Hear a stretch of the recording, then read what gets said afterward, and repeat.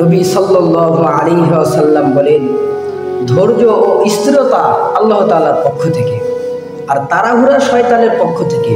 কাজেই আমরা প্রতিটা কাজের ক্ষেত্রে ধৈর্য এবং স্থিরতা অবলম্বন করব। তাড়াহুড়ার পথ অবলম্বন করব না।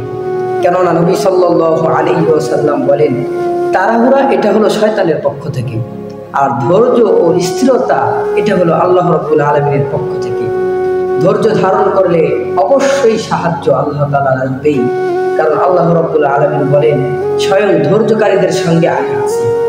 এই জন্য প্রতিটা ক্ষেত্রেই আমাদের উপরে যখন কোনো জুলুম হবে তখন আমরা ধৈর্য ধারণ করব, তাহলে অবশ্যই আল্লাহ রাব্বুল আলামিন আমাদেরকে সাহায্য করবেন। যেমন আজকে আমাদের মুসলিম ভাইদের প্রতি প্রতিটা কান্ট্রিতে তাদের উপরে জুলুম করা হচ্ছে, প্রতিটা কান্ট্রিতেই তাদের উপরে জুলুম করা হচ্ছে। শুধু এমন না, বরং বর্তমান সময়ে মসজিদের ইমাম সাহেবগুলো বড়ই নির্যাতিত। কেন? যে তারা হক কথা বলবে কিন্তু আজ বলতে পারতেছে না, সুদের বিরুদ্ধে কথা বলবে, ঘুষের বিরুদ্ধে কথা বলবে, বলতে পারতেছে না, অন্যায়ের বিরুদ্ধে কথা বলবে, বলতে পারতেছে না। তাদেরকে বলা হচ্ছে যে আপনারা এই ব্যাপারে কথা বলবেন। বড় আফসোস।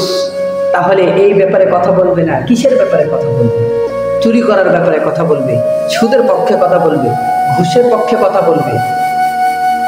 এই জন্য আমরা একটা বিষয় লক্ষ্য করে চলবো যে নবী সাল্লাল্লাহু আলাইহি ওয়াসাল্লাম বলেছেন যে এমন ভাবে তোমরা চলাফেরা করো, এমনভাবে তোমরা চলাফেরা করো যেন তোমার মাধ্যমে কেউ জুলুমের শিকার না হয়, তোমার মাধ্যমে যেন কেউ জুলুমের শিকার না হয়। কাজেই মসজিদ মাদ্রাসার সভাপতি, ক্যাশিয়ার, তাদেরকে আমি বলবো, আপনারা এমন ব্যবহার করবেন না যেন আপনাদের মাধ্যমে, আপনাদের দ্বারা আলেমরা জুলুমের শিকার।